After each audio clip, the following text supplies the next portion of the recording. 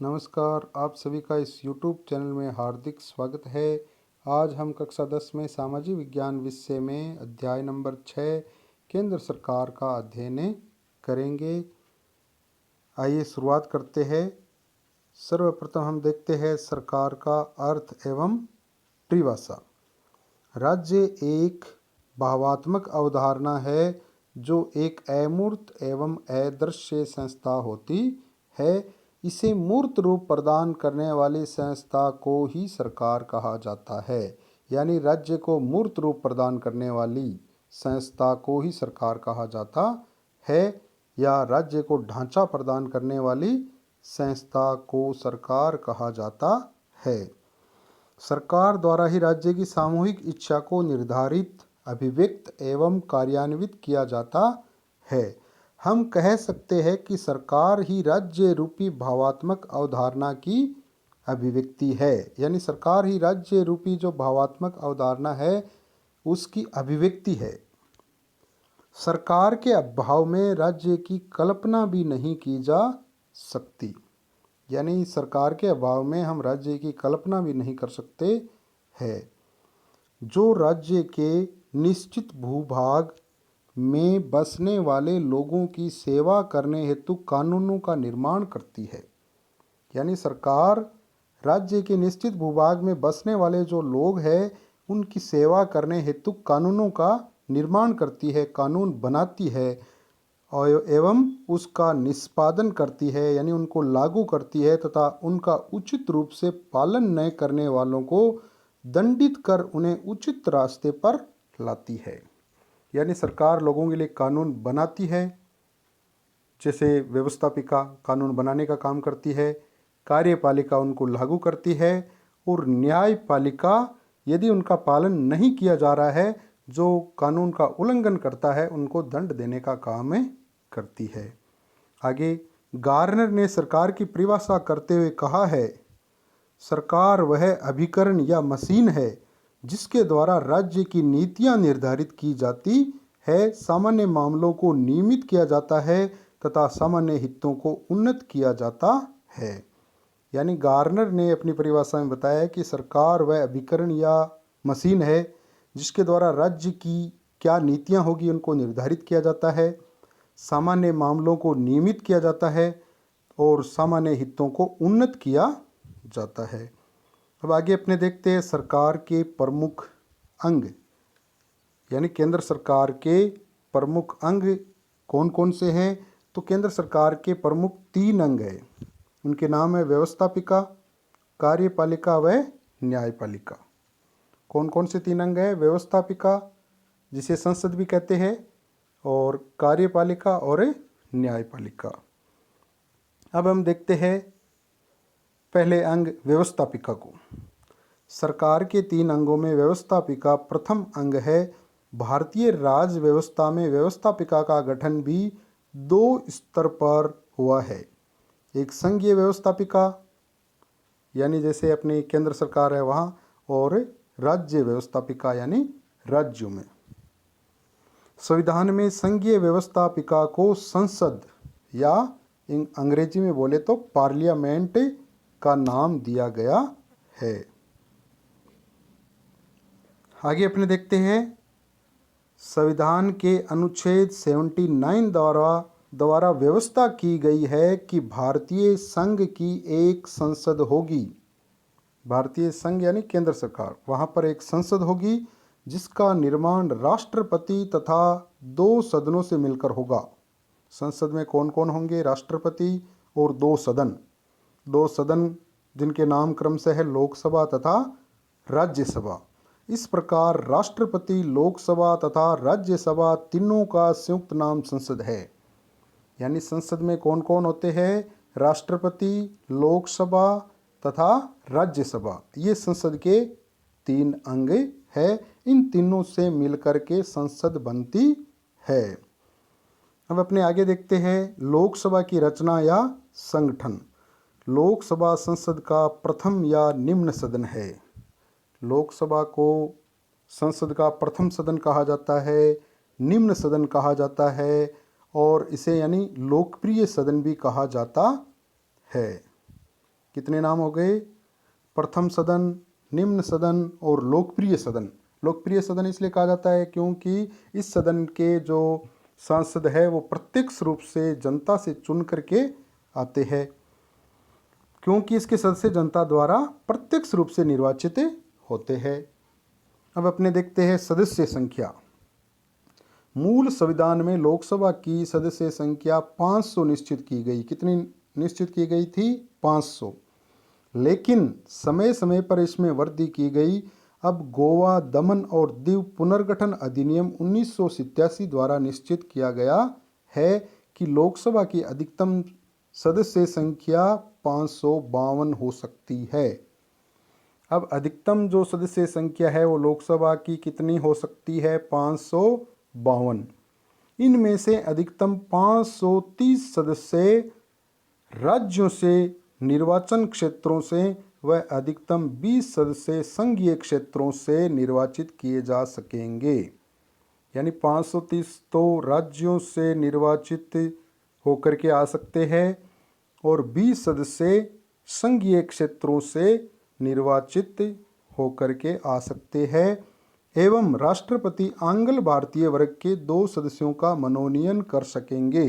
तो टोटल ये सदस्य संख्या 552 हो सकती है अधिकतम।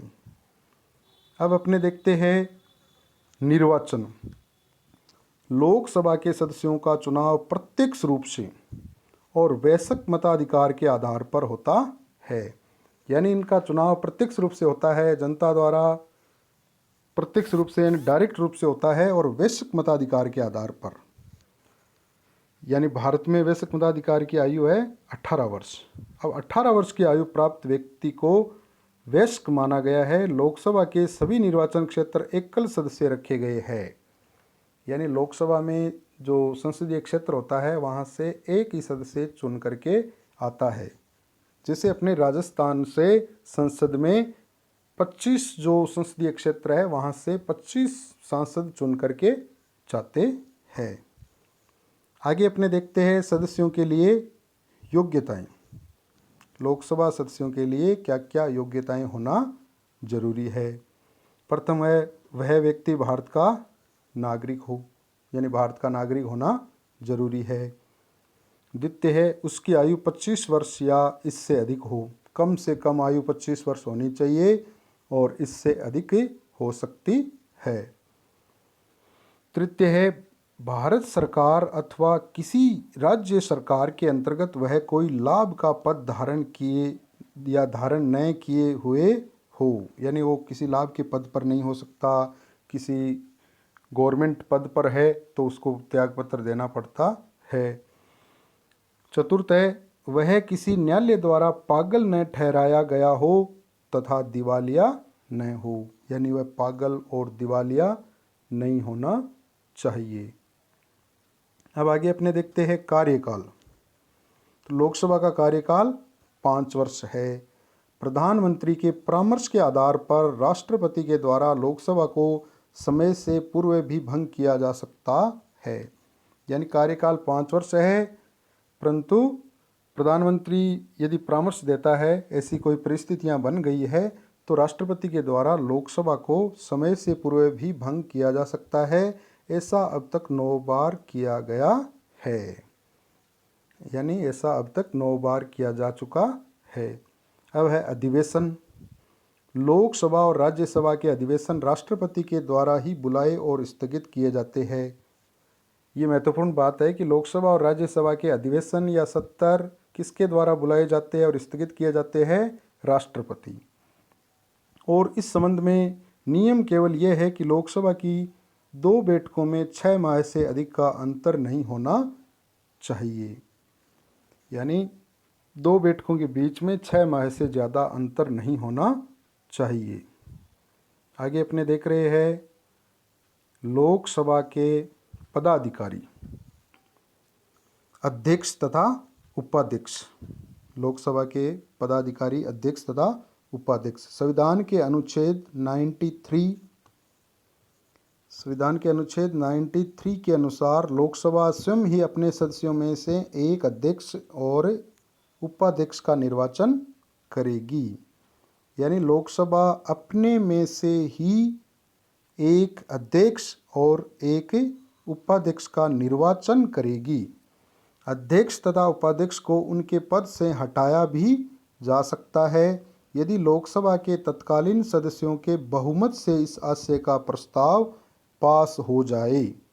यानी बहुमत से प्रस्ताव पास करके उनको हटाया भी जा सकता है, परंतु इस प्रकार का कोई प्रस्ताव लोकसभा में तभी पेश हो सकेगा जबकि इस प्रकार के प्रस्ताव को पेश करने के लिए कम से कम 14 दिन पूर्व सूचना दी गई है। यानी 14 दिन पूर्व सूचना देना आवश्यक है। संविधान के अनुसार अध्यक्ष और उपाध्यक्ष को संसद द्वारा निर्धारित वेतन तथा भत्ते प्राप्त होंगे। अब आगे अपने देखते हैं अध्यक्ष के कार्य और शक्तियां क्या है। भारतीय लोकसभा के अध्यक्ष को लगभग वे ही अधिकार प्राप्त है जो ब्रिटिश लोक सदन हाउस ऑफ कॉमन्स के अध्यक्ष को है। यानी लगभग समान अधिकार प्राप्त है। नंबर 1 है अध्यक्ष के द्वारा लोकसभा की सभी बैठकों की अध्यक्षता की जाती है और अध्यक्ष होने के नाते उसके द्वारा सदन में शांति व्यवस्था और अनुशासन बनाए रखने का कार्य किया जाता है। यानी लोकसभा अध्यक्ष सभी बैठकों की अध्यक्षता करता है और वो अध्यक्ष होने के नाते सदन में शांति व्यवस्था और अनुशासन बनाए रखता है, या ये कार्य भी उनको करना है। 2 नंबर है लोकसभा का समस्त कार्यक्रम और कार्यवाही अध्यक्ष के द्वारा निश्चित की जाती है। यानी लोकसभा का समस्त जो भी कार्यक्रम सेट किया जाता है, कार्यवाही है, वो अध्यक्ष के द्वारा निश्चित की जाती है।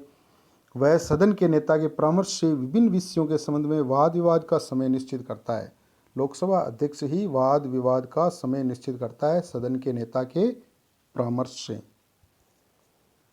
नंबर 3 है वह सदन की कुछ समितियों का पदेन सभापति होता है। यानी कुछ समितियों का वो पदेन सभापति होता है। प्रवर समितियों सिलेक्ट कमिटीज के सभापतियों को वही नियुक्त करता है और इन समितियों के द्वारा उसके निर्देशन में ही कार्य किया जाता है। यानी ये समितियां इनके निर्देशन में ही कार्य करती है। 4 नंबर है अध्यक्ष ही ये निर्णय करता है कि कोई विधेयक धन विधेयक है अथवा नहीं। काफ़ी इम्पोर्टेंट है कि कोई विधेयक धन विधेयक है अथवा नहीं, इसका निर्णय कौन करता है। काफ़ी बार ये परीक्षाओं में पूछा जाता है, तो इसका निर्णय अध्यक्ष करता है। लोकसभा अध्यक्ष ही ये निर्णय करता है। 5 नंबर है संसद और राष्ट्रपति के बीच सारा पत्र व्यवहार उसके द्वारा ही होता है। यानी संसद के बीच में और राष्ट्रपति के बीच में सारा जो पत्र व्यवहार है वो अध्यक्ष के द्वारा ही होता है। आगे अपने देखेंगे राज्यसभा की रचना या संगठन। राज्यसभा भारतीय संसद का द्वितीय या उच्च सदन है। राज्यसभा भारतीय संसद का द्वितीय या उच्च सदन है और इसे स्थायी सदन भी कहा जाता है। इसे लोकसभा की तुलना में कम शक्तियां प्राप्त है, क्योंकि लोकसभा के सदस्य है वो तो जनता के द्वारा प्रत्यक्ष रूप से चुन करके आते हैं, जबकि इनका चुनाव अप्रत्यक्ष होता है। लेकिन फिर भी इसका अपना महत्व और उपयोगिता है। अब अपने देख रहे हैं सदस्य संख्या और निर्वाचन पद्धति। संविधान के अनुसार राज्यसभा के सदस्यों की अधिकतम संख्या 250 हो सकती है। यानी राज्यसभा के अधिकतम कितने सदस्य हो सकते हैं? 250। परंतु वर्तमान समय में यह संख्या 245 है। वर्तमान में कितनी है? 245। इनमें से 12 सदस्य राष्ट्रपति द्वारा मनोनीत किए जाते हैं। यानी इनमें भी 12 सदस्य राष्ट्रपति द्वारा मनोनीत किए जाते हैं। इनका चुनाव नहीं होता है, सीधे राष्ट्रपति द्वारा ये मनोनीत होते हैं। ये ऐसे व्यक्ति होते हैं जिन्हें कला, साहित्य, विज्ञान, समाज सेवा या खेल के क्षेत्र में विशेष ज्ञान या अनुभव प्राप्त हो। यानी ये जो 12 सदस्य राष्ट्रपति द्वारा मनोनीत किए जाते हैं, ये कला के क्षेत्र में, साहित्य के क्षेत्र में, विज्ञान के क्षेत्र में, समाज सेवा के क्षेत्र में या खेल के क्षेत्र में विशेष ज्ञान या अनुभव प्राप्त जो व्यक्ति होते हैं उनको मनोनीत किया जाता है, जैसे अपने सचिन तेंदुलकर। आगे अपने देख रहे हैं राज्य विधानमंडलों द्वारा 233 सदस्य निर्वाचित होते हैं तथा इन सदस्यों का चुनाव आनुपातिक प्रतिनिधित्व की एकल संक्रमणीय पद्धति के अनुसार संघ के विभिन्न राज्यों और संघीय क्षेत्र की विधान सभाओं के सदस्यों द्वारा किया जाता है, यानी इनके द्वारा वोटिंग की जाती है। राज्य और संघीय क्षेत्र की जो विधान सभाएं उनके सदस्यों के द्वारा। आगे अपने देख रहे हैं सदस्यों की योग्यताएं। राज्यसभा के सदस्यों के लिए वे ही योग्यताएं हैं जो लोकसभा के सदस्यों के लिए है। अंतर केवल यह है कि लोकसभा की सदस्यता के लिए 25 वर्ष की आयु, किंतु राज्यसभा की सदस्यता के लिए 30 वर्ष या इससे अधिक की आयु होना आवश्यक है। यानी अन्य योग्यताएं लोकसभा सदस्य और राज्यसभा सदस्य के लिए सेम है। अंतर केवल इतना ही है कि लोकसभा सदस्य के लिए 25 वर्ष न्यूनतम होना जरूरी है और राज्यसभा के लिए 30 वर्ष की न्यूनतम आयु होना जरूरी है। अन्य सभी जैसे भारत का नागरिक, पागल, दिवालिया नहीं हो, लाभ के पद पर नहीं हो, अन्य सभी योग्यताएं सेम है। अब अपने देख रहे हैं सदस्यों का कार्यकाल। राज्यसभा एक स्थायी सदन है, यानी राज्यसभा एक स्थायी सदन है जो कभी भंग नहीं होता है। महत्वपूर्ण बात है, इसके सदस्यों का कार्यकाल 6 वर्ष है। राज्यसभा स्थायी सदन है, कभी भंग नहीं होता है, परंतु इनके सदस्यों का कार्यकाल कितना होता है? 6 वर्ष। और राज्यसभा के 1/3 सदस्य, 1/3 सदस्य प्रति 2 वर्ष बाद सेवानिवृत्त हो जाते हैं और उनके स्थान पर दूसरे नए निर्वाचित होकर के आते हैं। आगे अपने देख रहे हैं राज्यसभा के पदाधिकारी। राज्यसभा के 2 प्रमुख पदाधिकारी होते हैं, सभापति और उपसभापति। भारत का उपराष्ट्रपति राज्यसभा का पदेन सभापति होता है, यानी पदेन सभापति राज्यसभा का कौन होता है? हमारे देश का उपराष्ट्रपति, और उसका कार्यकाल होता है 5 वर्ष। सभापति का कार्यकाल कितना होता है? 5 वर्ष। होता कौन है? उपराष्ट्रपति। और राज्यसभा अपने सदस्यों में से किसी एक को 6 वर्ष के लिए उपसभापति निर्वाचित करती है। और उपसभापति राज्यसभा अपने सदस्यों में से किसी एक को कितने वर्ष की अवधि के लिए? 6 वर्ष की अवधि के लिए उपसभापति निर्वाचित करती है। धन्यवाद।